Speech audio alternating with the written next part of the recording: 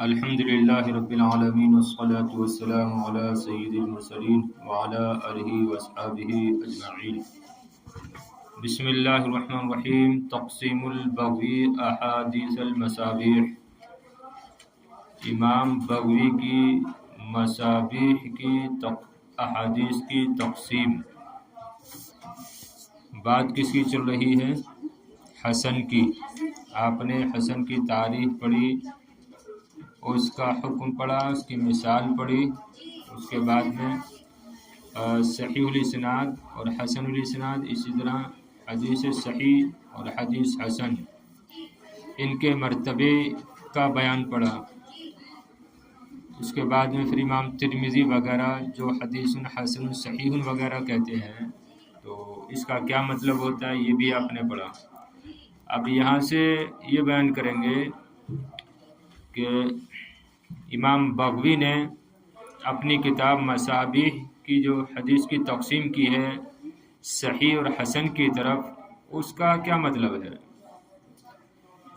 تقسیم البغوی احادیث المصابیح، امام بغوی کی مصابیح کی احادیث کی تقسیم۔ مصابیح کتاب کا نام ہے، پورا نام کیا ہے؟ مصابیح السنہ۔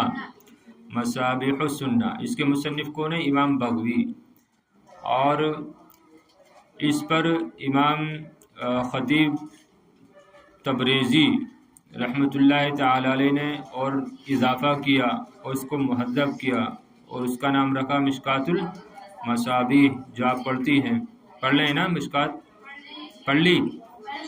ہاں، تو اصل کتاب ہے مصابیح، اور پھر امام خطیب تبریزی آئے اور انہوں نے اس پر کچھ اضافہ کیا، اس کو مہذب کیا، اس کا نام رکھا مشکات المصابیح۔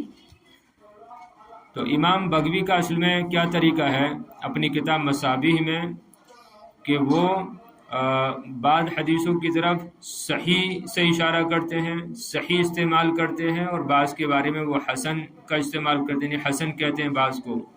تو اس سے کیا مراد ہے وہی بتا رہے ہیں اس عبارت میں۔ دیکھیے، درج الامام البغوی فی کتابہ المصابیح علی اصطلاح خاص لہ، امام بغوی نے اپنی کتاب مصابیح میں اپنی ایک خاص اصطلاح کا استعمال کیا ہے، یا خاص اصطلاح اختیار کی ہے، یا خاص اصطلاح پر چلے ہیں۔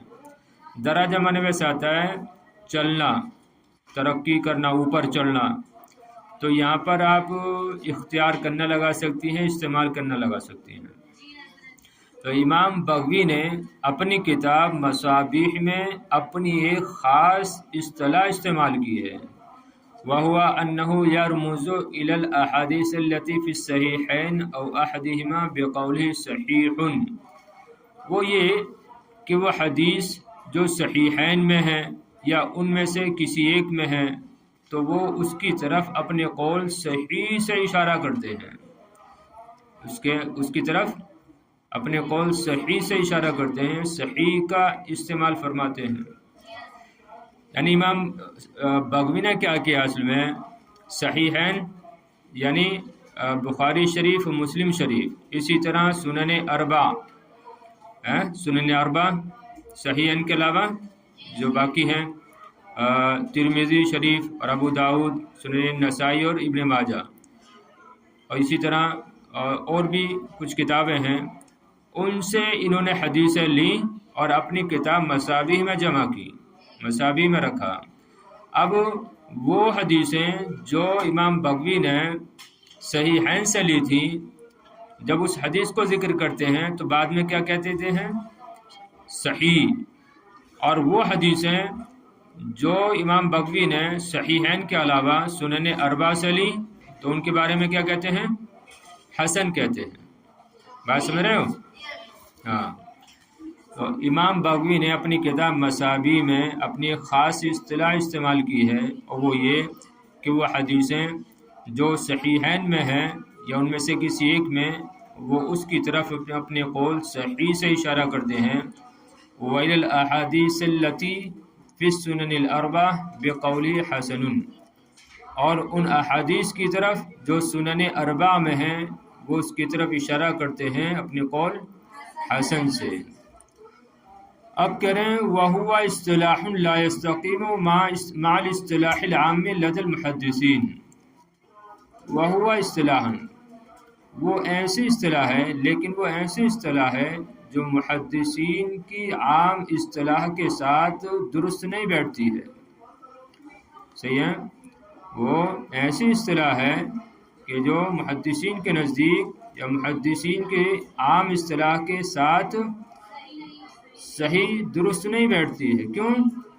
لأن في السنن الأربعة الصحيحة والحسنة والضعيفة والمنكرة، اس لیے کہ سنن اربع میں تو صحیح بھی ہے، حسن بھی ہے، ضعیف بھی ہے اور منکر بھی ہے، تو سب کے بارے میں حسن کہہ دینا یہ تو درست نہیں ہے۔ اس وجہ سے کہہ رہے ہیں وہ ایسی اصطلاح ہے جو محدثین کے نزدیک جو محدثین کی عام اصطلاح کے ساتھ درست نہیں بیٹھتی ہے، اس لیے کہ سنن اربع میں تو صحیح بھی ہے، حسن بھی ہے، ضعیف بھی ہے اور منکر بھی ہے، تو سب پر ایک ہی حکم لگا دینا یہ درست نہیں ہے۔ لذلك نبہ ابن الصلاح والنووی علی ذلک، اس لیے امام ابن صلاح اور امام نووی نے اس پر تنبیہ فرمائی ہے، اسی لیے امام ابن صلاح امام نووی نے اس پر تنبیہ فرمائی ہے۔ وَيَنبَغِي عَلَى الْقَارِئِ فِي كِتَابِ الْمَصَابِيحِ أَنْ يَكُونَ عَلَى عِلْمٍ مِنْ اصطلاح البغوی الخاص فی هذا الكتاب عند قوله ان الاحادیث صحیح او حسن۔ فَيَنبَغِي عَلَى الْقَارِئِ، پس قاری پر مناسب ہے یا ضروری ہے ان کی کتاب مصابیح میں، یا پس ان کی کتاب مصابیح کو پڑھنے والے پر لازم ہے ان یکون علی علم من اصطلاح البغوی الخاص فی هذا الکتاب، کہ وہ امام بغوی کی اس کتاب میں خاص اصطلاح سے واقف ہو، صحیح ہے، مطلع ہو، کہ وہ امام بغوی کی اس کتاب میں ان کی خاص اصطلاح پر مطلع ہو، واقف ہو۔ عند قولہ ان الاحادیث صحیح او حسن، یعنی احادیث کے بارے میں ان کے قول صحیح یا حسن کہنے کے وقت، یعنی حاصل کلام اس کا یہ ہے کہ امام بغوی حدیث کو ذکر کرنے کے بعد جب صحیح یا حسن کہتے ہیں تو اس کے ذہن میں بات ہونی چاہیے کہ یہاں پر جو صحیح کہہ رہے ہیں اس کا مطلب یہ ہے کہ حدیث صحیحین میں ہے، اور جو حسن کہہ رہے ہیں اس کا مطلب یہ ہے کہ سنن اربع میں ہے۔ اب اس کا یہ مطلب نہیں ہے سنن اربع میں ہے تو یہ حدیث صحیح ہے یا حسن ہے، ہو سکتا ہے کہ حدیث ضعیف ہو یا منکر ہو، تو حسن کہہ دینے سے یہ لازم نہیں آتا ہے کہ وہ حدیث حسن ہو، منکر بھی ہو سکتی ہے۔ تو فَيَنبَغِي الْقَارِئِ فِي کتاب المصابیح، پس ان کی کتاب مصابیح کو پڑھنے والے پر لازم ہے کہ وہ امام بغوی کی ان کی اس کتاب میں خاص اصطلاح پر مطلع ہو، ان کے قول صحیح یا حسن، ان کے قول احادیث کے بارے میں صحیح یا حسن کہنے کے وقت۔ الکتب التی من مذنات الحسن، وہ کتابیں جن میں احادیث حسن پائی جاتی ہیں۔ مذنات، یہ مذنتن کی جمع ہے، مذنت الشیء معدنہ و موضعہ، تو مذنہ کہتے ہیں یعنی مصدر کو، تو سیدھا سادہ ترجمہ کیا ہوگا؟ وہ کتابیں کہ جن میں حسن حدیثیں پائی جاتی ہیں، صحیح نا؟ لم يفرد العلماء كتبا خاصة بالحديث الحسن المجرد كما افرد الصحيح المجرد في كتب مستقلة، لكن هناك كتبا يكثر فيها وجود الحديث الحسن۔ علماء نے لم يفرد العلماء كتبا خاصا بالحديث الحسن المجرد، علماء نے محض حسن حدیث کے سلسلے میں یا محض حسن حدیث میں خاص کر کتابیں الگ سے نہیں لکھی. علماء نے خاص کر محض حسن حدیث کے بارے میں کتابیں نہیں لکھی. کما افراد الصحیح المجرد فی کتب مستقلہ، جیسے کہ علماء نے محض صحیح حدیثوں کو مستقل الگ کتابوں میں لکھا. صحیح نا؟ تو اس طریقے سے الگ کتابوں میں علماء نے حدیث حسن کو نہیں لکھا ہے. لیکن ہناک کتباً یکثر فیہا وجود الحدیث الحسن، لیکن ہاں یہاں پر کچھ کتابیں ہیں کہ جن میں حدیث حسن کثرت سے پائی جاتی ہے. فمن اشہر هذه الکتب، پس ان کتابوں میں سے مشہور کتابیں کون سی ہیں؟ ایک جامع ترمذی ہے، ایک سنن ابی داود ہے، اور سنن دارقطنی. صحیح ہے. تو علماء نے خاص کر محض حسن حدیث میں الگ سے کتابیں نہیں لکھی ہیں، جیسا کہ انہوں نے محض صحیح حدیث کے بارے میں مستقل کتابیں لکھی. لیکن یہاں پر کچھ ایسی کتابیں ہیں جن میں حدیث حسن کثرت سے پائی جاتی ہیں. ومن اشہر هذه الکتب، پس ان مشہور کتابوں میں سے کون سی ہے؟ جامع ترمذی ہے. المشہور بھی السنن الترمذی فهو اصل معرفت الحسن، والترمذی هو الذي شهره في هذا الكتاب واكثر من ذکرہ. تو وہ کتابیں جن میں احادیث حسن کثرت سے پائی جاتی ہیں، ان میں سے کون سی کتاب ہے؟ جامع الترمذی، جو کہ سنن الترمذی سے مشہور ہے. پس یہ کتاب حدیث حسن کی معرفت میں اصل ہے. یہ کتاب حدیث حسن کی معرفت میں اصل ہے، اور ترمذی ہی وہ ہیں کہ جنہوں نے اپنی اس کتاب میں اس کو مشہور کیا. شہرہ، اس کو مشہور کیا. کس کو؟ حدیث حسن کو، حسن اصطلاح کو. اور ترمذی ہی وہ ہیں کہ جنہوں نے اپنی اس کتاب میں اس کو مشہور کیا. واکثر من ذکری، اور اس کا کثرت سے ذکر کیا. کس کو؟ حدیث حسن کو. لیکن ينبغي التنبہ الى ان نسخه تختلف في قوله حسن صحیح ونحوه، فعلى طالب الحدیث العنایۃ باختیار النسخة المحققہ والمقابلۃ على اصول معتمدہ. لیکن یہاں پر ایک یہ نوٹ بیان کر رہے ہیں، ایک جو ہے ایک یعنی اشارہ کر رہے ہیں اس طرف کہ طالب علم پر کیا ضروری ہے یا کیا مناسب ہے اس کے لیے، حدیث کے پڑھنے والے پر کیا مناسب ہے، اس کے بارے میں کہہ رہے ہیں کہ لیکن ينبغي التنبہ، لیکن خیال رکھنا ضروری ہے، الى ان نسخه تختلف في قول حسن صحیح ونحوی، کیونکہ ترمذی شریف کے نسخے یہ ان کے قول حسن صحیح وغیرہ میں مختلف ہیں. لیکن خیال رکھنا مناسب ہے کیونکہ اس کتاب کے نسخے حسن صحیح وغیرہ میں مختلف ہیں. فعلی طالب الحدیث العنایہ باختیار النسخۃ المحققہ، تو طالب حدیث پر، حدیث کے طالب علم پر لازم ہے توجہ دینا کہ وہ محقق نسخہ اختیار کرے، والمقابلۃ علی اصول معتمدہ، اور اس کو پیش کرے، اس کا مقابلہ کرے اصل معتمد نسخوں سے. صحیح ہے. یعنی یہاں پر یہ کہ ہدایت دے رہے ہیں کہ ترمذی شریف جو ہے اس کے نسخے مختلف ہیں. صحیح حسن صحیح وغیرہ جو کہتے ہیں حدیثوں کے بارے میں، اس میں مختلف ہیں.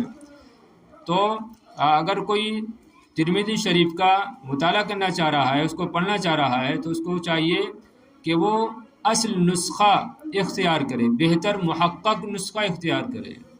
صحیح ہے. تو ترجمہ لگانے کی ضرورت نہیں ہے، بس اتنا یاد رکھو جو میں نے بتا دیا ہے. ہاں، یہ سب جو ہے اس کو رٹنے کی ضرورت نہیں ہوتی ہے. بس یہاں پر یہ سمجھ لو کہ طالب علم کو اچھا محقق نسخہ اختیار کرنے کی ضرورت ہے. ایسا نہیں کہ پرانا نسخہ اٹھا لیا ہے، کوئی سا بھی کتاب اٹھا لی اس کو پڑھنے لگے، بلکہ بہترین جس پر تحقیق ہو کہ ہاں یہ اس میں جو پہلے خامیاں تھیں نسخوں میں، اس میں وہ نہیں ہے، تو اس طریقے کا نسخہ، اس کو اس طریقے کی کتاب اس کو پڑھنے کی ضرورت ہے. بس یہی بات کہی ہے. خیر ترجمہ دیکھ لیں پھر بھی. لیکن مناسب ہے اختیار کرنا، کیونکہ ترمذی شریف کے نسخے مختلف ہیں، ان کے قول حسن صحیح وغیرہ میں، تو طالب علم پر ضروری ہے توجہ دینا اور اختیار کرنا محقق نسخے کو اور اس کو پیش کرنا اصل معتمد نسخے پر۔ سنن ابی داؤد دوسری کتاب کون سی ہے جن میں کثرت سے احادیث حسن پائی جاتی ہیں؟ سنن ابی داؤد۔ فقط ذکر فی رسالتہ الی اہل مکہ، چنانچہ انہوں نے اپنے اس خط میں جو انہوں نے مکہ والوں کو لکھا اس میں یہ ذکر کیا کیا؟ انہ یذکر فیہ الصحیح وما یشبہہ ویقاربہ، کہ وہ اپنی اس کتاب میں ان حدیثوں کو ذکر کریں گے جو صحیح ہیں اور جو صحیح کے مشابہ ہیں، جو صحیح کے قریب ہیں۔ وما کان فیہ وہن شدید بینہ، اور وہ حدیثیں جن میں سخت کمزوری تھی، بینہ، اس کمزوری کو انہوں نے بیان کر دیا ہے۔ وما لم یذکر فیہ شیء فہو صالح، اور جس حدیث میں یا جس حدیث کے سلسلے میں وہ کچھ ذکر نہ کریں تو وہ حدیث کیا ہے؟ صالح ہے۔ فبناء علی ذلک، تو اس بنیاد پر اذا وجدنا فیہ حدیثا لم یبین ہوا ضعفہ ولم یصححہ احد من الائمۃ المعتمدین فہو حسن عند ابی داؤد۔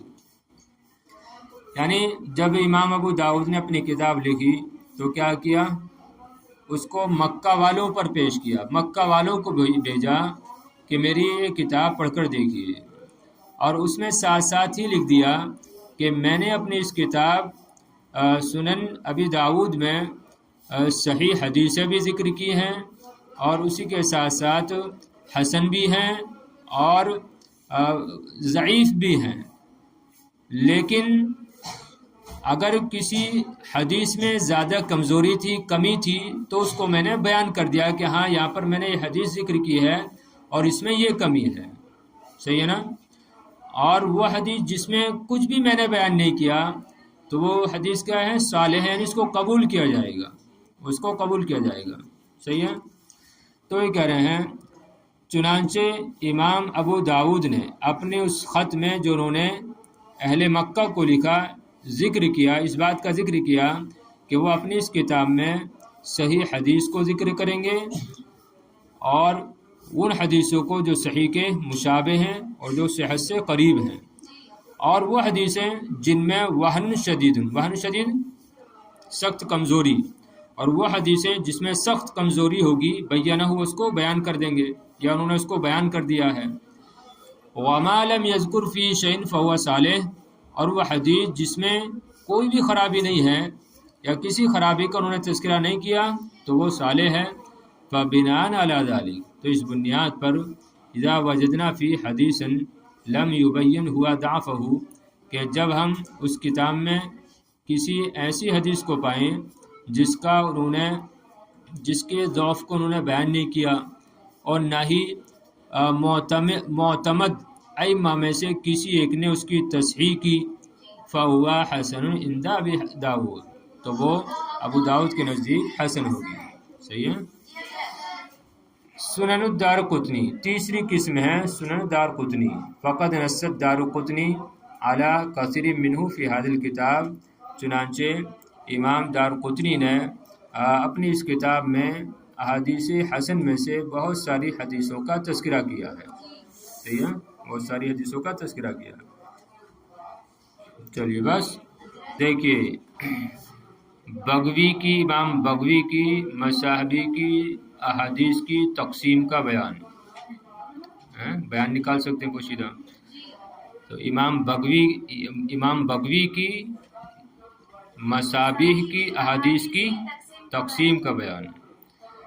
امام بغوی نے اپنی کتاب مصابیح میں اپنی ایک خاص اصطلاح کا استعمال کیا ہے، اور وہ یہ ہے کہ وہ ان حدیثوں کی طرف جو صحیحین میں ہیں یا ان میں سے کسی ایک میں ہیں اشارہ کرتے ہیں اپنے قول صحیح سے، اور وہ حدیثیں جو سنن اربعہ میں ہیں ان کی طرف اشارہ کرتے ہیں اپنے قول حسن سے۔ اور یہ ایسی اصطلاح ہے جو محدثین کی عام اصطلاح کے ساتھ درست نہیں بیٹھتی ہے۔ کیوں؟ اس لیے کہ سنن اربعہ میں تو صحیح بھی ہے، حسن بھی ہے، ضعیف بھی ہے، منکر بھی ہے۔ اس لیے امام ابن صلاح، امام نووی نے اس پر تنبیہ کی ہے کہ مصابیح کتاب کو پڑھنے والے پر ضروری ہے کہ وہ امام بغوی کی اس کتاب میں خاص اصطلاح پر مطلع ہو، ان کے قول احادیث کے بارے میں صحیح یا حسن کہنے کے وقت وہ کتابیں جن میں احادیث حسن پائی جاتی ہیں، علماء نے خاص کر محض حدیث حسن میں الگ سے کتابیں نہیں لکھی، جیسا کہ انہوں نے محض صحیح حدیث کے بارے میں مستقل کتابیں لکھی، یا جیسا کہ انہوں نے محض صحیح احادیث کو الگ سے مستقل کتابوں میں لکھا۔